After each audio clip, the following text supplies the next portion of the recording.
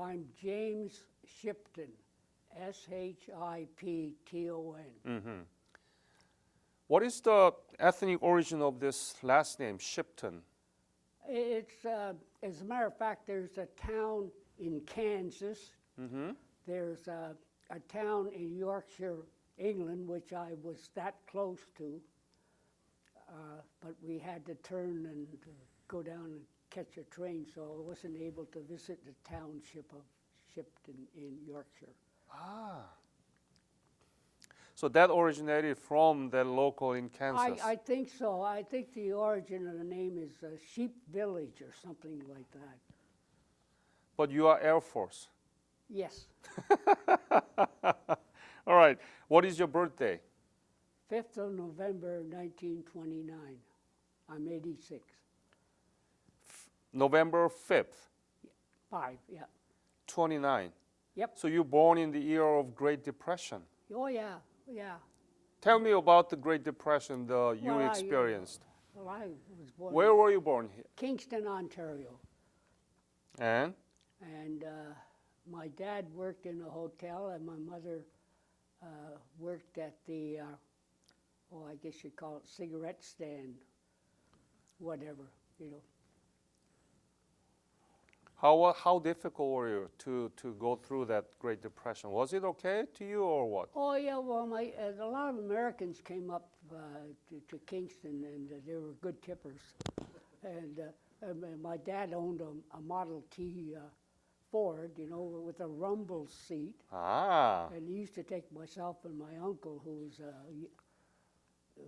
my mother's youngest brother. He was a year and a half older than me, and we were great pals. So it wasn't too bad? No, it wasn't too bad at all. You're lucky. Oh, I love Kingston. Oh, gosh. It's a beautiful town, isn't it? Oh, everything was close.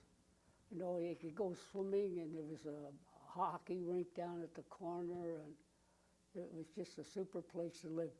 And in 1939, when war broke out in September, my dad moved up to Montreal and joined the Army. When was that? September 39. 1939. Yeah, and the reason he did that was because his wife, my mother, her parents had retired from Kingston and moved up to Montreal years earlier. So we upped, and Mom and I moved into her parents' home. I see. And my dad went overseas in February of 1940, and he came home in May of 1945. He was gone for 5 years of my life, which really peed me off. And my mother and her sisters were all married to military people who also went overseas. I had 6 uncles over there, and fortunately they all came back. One was in the Air Force, and he was in Burma with the 2 transport squadrons that the RCF had there during the war. So it's a quite military family. Yeah, well, my grandfather, my mother's father, was a retired artilleryman. And my grandfather was a retired artilleryman who fought in the Boer War, South African War, early 1900s. And he was with Sea Battery, Royal Canadian Field Artillery, and they went up and helped relieve Mafeking, where who was the Boy Scout guy? Baden-Powell. Yeah, Baden-Powell. So I always say if my grandfather hadn't helped save Baden-Powell, there'd be no Boy Scouts. So there you go. Tell me about your siblings. Sibling? Yeah, when you were growing up. Well, what would you like to know about that? Brothers and sisters? Oh, no. How many? Oh, you are the only child? No, I was a lone child until 1946, after my dad had come home, and I found myself with a young brother Oh, I in see. 1946. And there I was about 17, and I was wheeling him around in the carriage. Yeah. So when did you graduate high school? Senior matriculation, 1948, Verdun High School. It's a suburb of Montreal. And let me ask this question. Did you learn anything about Korea or Asia during your high school or middle school, whatever, throughout your education? No, well, during the war, I used to come home and listen to the BBC News for lunch, and then I used to listen to a radio program called L for Lanky, and it was the adventures of the RCAF bomber crew over in England. And in 1943... You mean Royal Canadian Air Force? Yeah. Okay. And when in 1943, I joined the Air Cadets because I really loved these stories that were on the air. And one year I went to Mountain View, which is just outside of Trenton, where you are going later. And there was a bombing and gunnery school there. And they allowed the Air Cadets to go up in a Nansen aircraft. And that just made me so keen to join the Air Force. And one thing I didn't like about the Air Cadets was Morse code. Yeah. And it was going to come back to haunt me later on when I joined the Air Force in 19... Why you didn't like Morse code? I just didn't like it. But anyway, to tell you It's a telegraph, and it's a yeah, Victorian internet in 19th centuries, you know? Da da Da da da da da da. da da da did da da da da. Yeah, that's it. Yeah. Anyway, I joined in 1948, and there were only two officer aircrew categories: pilot and radio navigator. Well, I was selected for radio navigator, so we went to Clinton, and I graduated from Clinton in May of '49. And believe it or not, I got up to 25 words a minute in Morse code.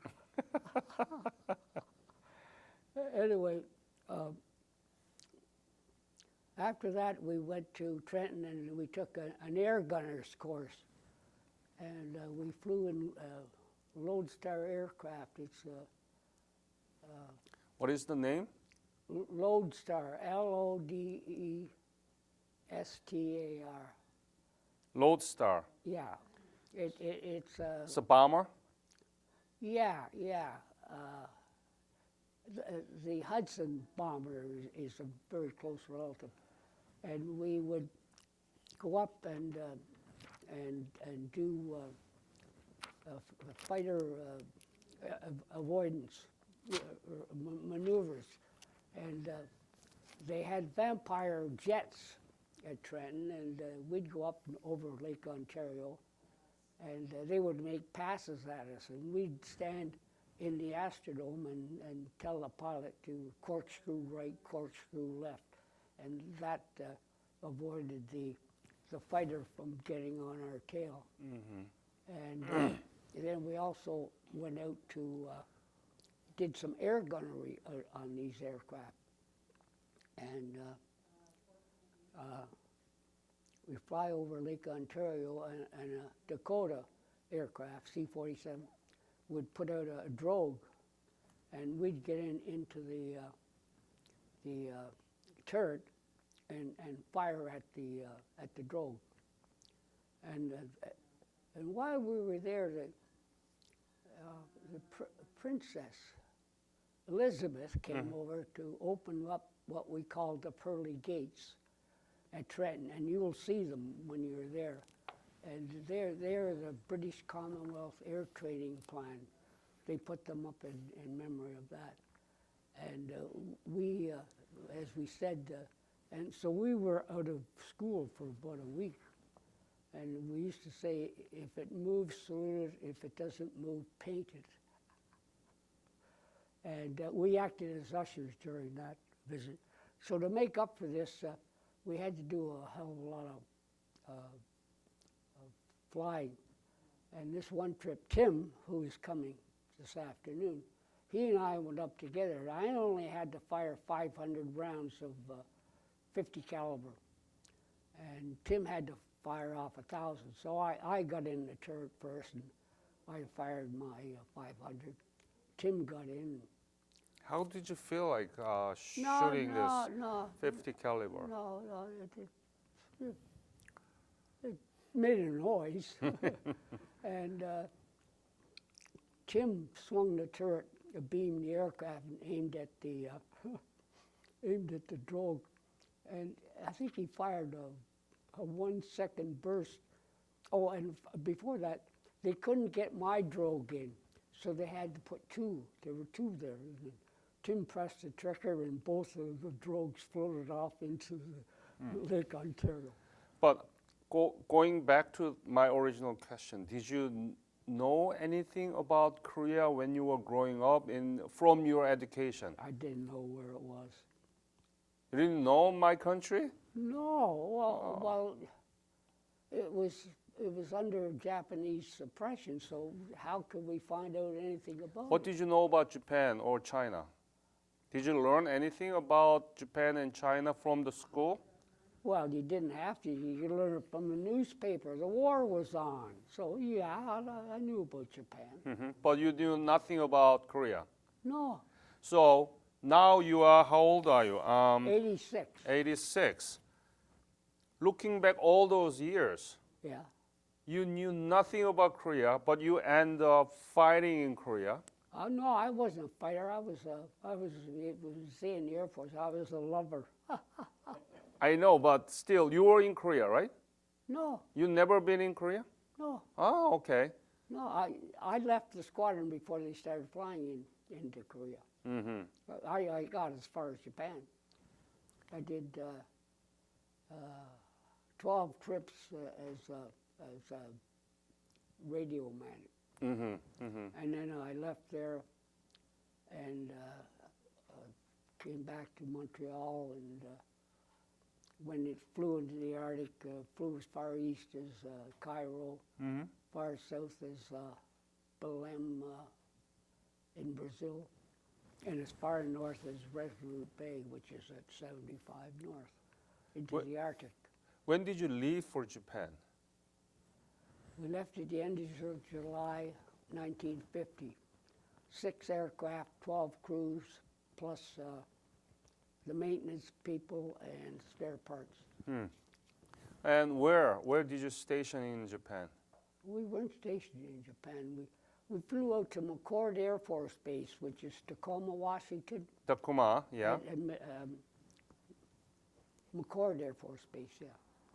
And we flew out of there under the aegis of MATS, Military Air Transport System. Yeah. The Americans had just finished the Berlin aircraft, and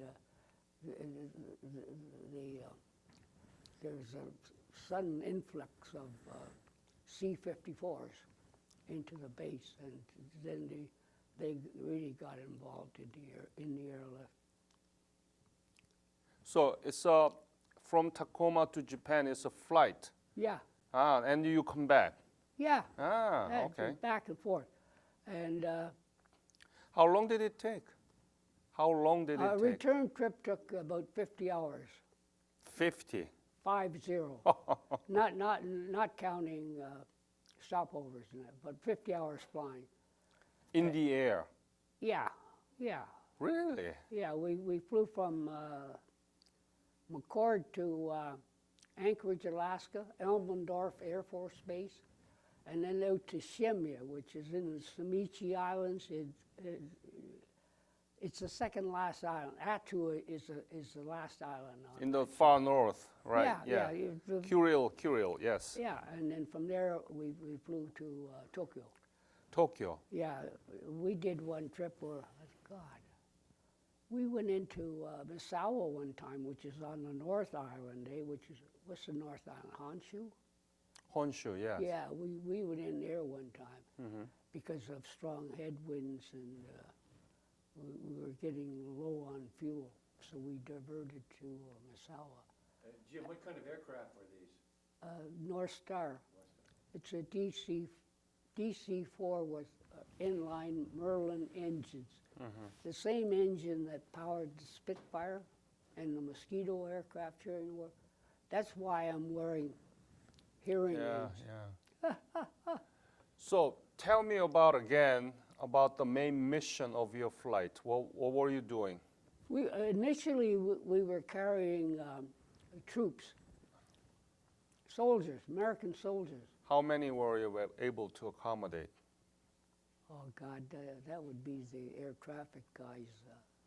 I just knew it was a whole bunch of soldiers in the back. But the aircraft could carry 45. Yeah. That's it. Yeah. It's not too big. Well, you know what a C-54 looks like. Yeah. And they were sitting on canvas Yep. seats, you know. Yeah. And I remember one time this one lad came up and asked me if I had any comic books. So those soldiers stationed in Japan, or did they go to Korea from Japan? The Americans then used aircraft to take them to Korea. To Korea. Yeah. Uh-huh. Once we got to Tokyo, that was it. And in Tokyo, we stayed at the Marunouchi Hotel, which is run by the Australians. Australian? Yeah. So we stayed at that hotel. Tell me about your staying in Japan. How did you enjoy it? Oh, well, it was still, I mean, this is 1950. There was still a lot of devastation from the American bombing during World War II. The people were very polite.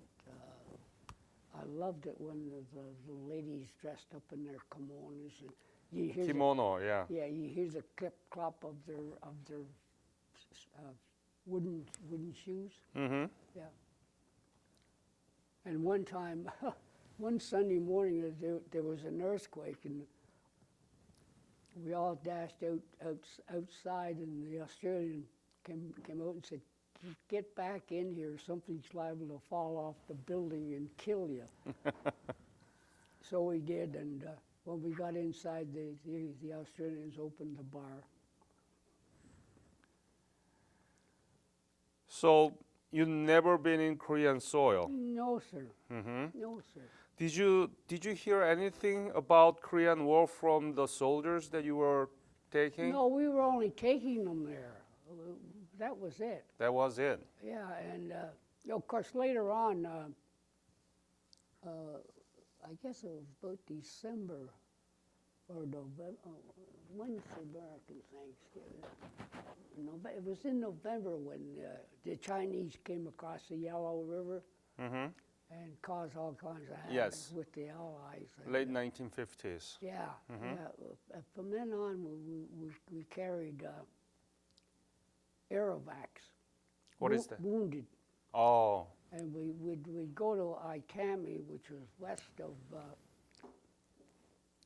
of Tokyo, and then we'd pick up a load of aerovacs and carry them back to the States. Ah, so they are the casualties from the Korean War. Yeah, and in that time, in November, December, a lot of them were frostbites. Yes. And of course, they were mostly the troops from the southern states. And we flew down by Wake Island to Honolulu to, I can't remember the name of the air base, it's just east of San Francisco. And then we dropped them there, and then we'd go back up north and do it again. What were you thinking when you saw those wounded soldiers from the Korean War? Oh, I felt sorry for them, for sure. There, but for the grace of God, go I, as the saying goes. Yeah. And that trip, I told you a round trip through the north was 50 hours. If you came back through the south, it was another 15 hours on that. It was 65 hours. So they're pretty long legs down there. Yeah. Must be painful for those wounded soldiers, right? Inside of the airplane. Well, no, they had we had stretchers. We had flight nurses, and there were even a couple of RCF flight nurses that we met that were accompanying the wounded back to the States. Yeah. Must be nice to fly with the. Oh, they were so happy to see guys in the same color uniform. Yeah. Yeah, yeah. Uh-huh.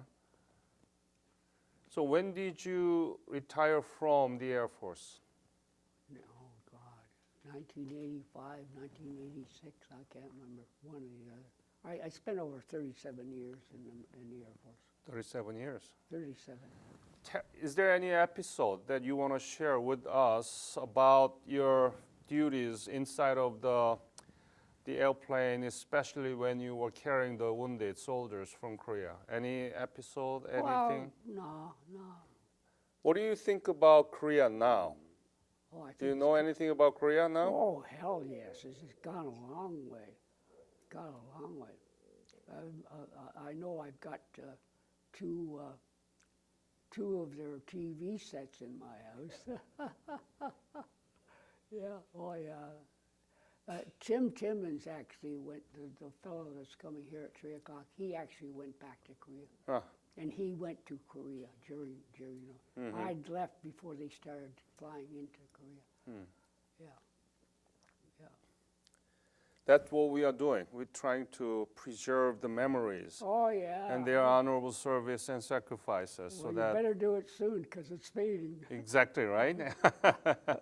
Every human being is numbered. Oh, yeah. Yeah, so we gotta do it before it Yeah. gets too late. Yeah, for sure. Yeah, Yeah. yeah. Any other story that you want to leave to this interview? Well, I flew in the Comet, and also the C-5 aircraft, which was between a DC-4 and a DC-6. It was a DC-5, we called it. And I navigated prime ministers, royalty, Oh, and I took Diefenbaker to open up Inuvik, which is at the mouth of the Mackenzie River, where it flows into the Arctic Ocean. And then I took Diefenbaker on his visit to Japan in 1959 or 60, somewhere in there. Yeah. good. You brought something. Could you show those? You are beautiful. Well, Just hold up. you don't have to tell my wife that. Unfortunately, she passed away about 9 years ago. Oh, I'm sorry to hear Yeah, that. 77. But she must have enjoyed life Oh. with you, right? Oh, With this yeah. young, handsome Well, I gentleman. was trying, because, you'd leave and she wouldn't know when you were coming back. Ah, Especially when I was in Winnipeg in the late 60s, and I went on search and rescue. And we did most of our searches north of 60 North, as they say.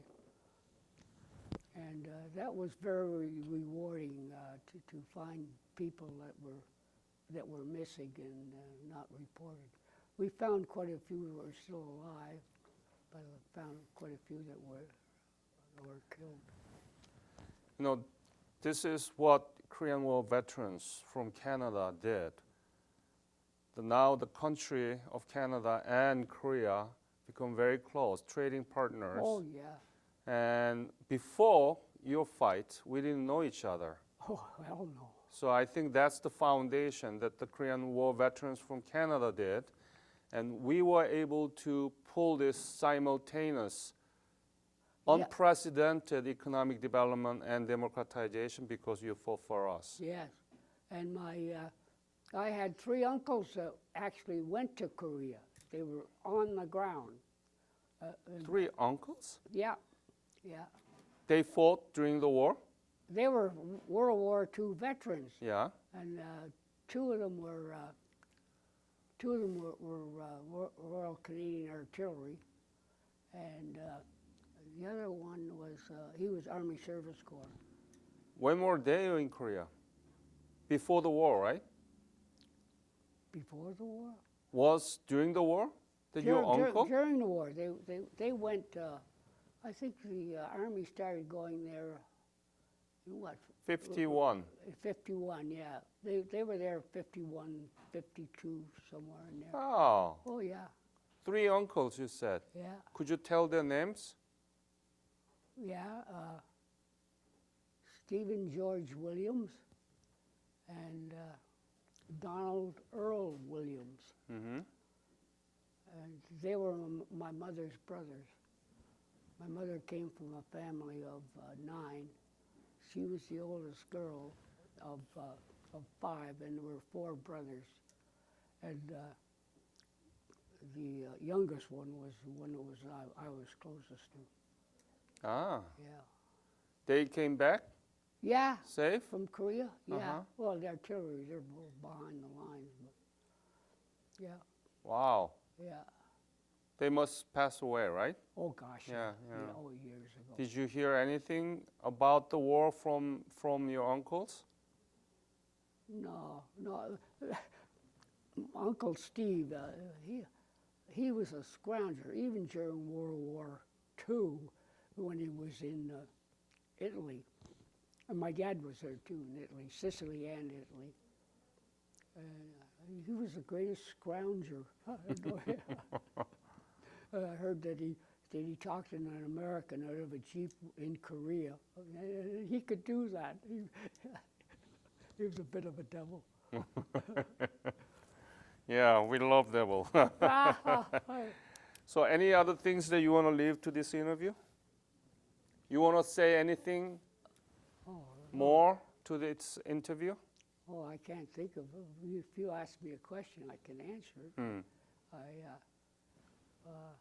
can't think of anything. Oh yeah, we had slip crews all through that route through we had a slip crew in I think in Shemya, one in Wake Island, and one in Honolulu. And it seemed if ever an aircraft was hung up because it was unserviceable or because the weather wasn't good, I always seemed to get stuck in Shemya. And that's where we spent New Year's Eve in Shemya where? the In Aleutians, oh, where the winds and the fog and the rain and the snow. not in Hawaii. No, not no, in no, Reagan. no. I was in Shemya, and we had 4 officers on our crew, and we went to their officers' mess in Shemya, which I think was a Quonset hut, and there were 6 of us, and that was December 31st, 1950. Yeah, but the next day, when we were able to leave, we couldn't go the day before because of strong headwinds, and that North Pacific was something. Yeah, I've flown the Atlantic quite a bit, and Shimmy. So you had a wonderful career in Royal Canadian Air Force. Oh yeah, Mhm. yeah. Yeah. Yeah.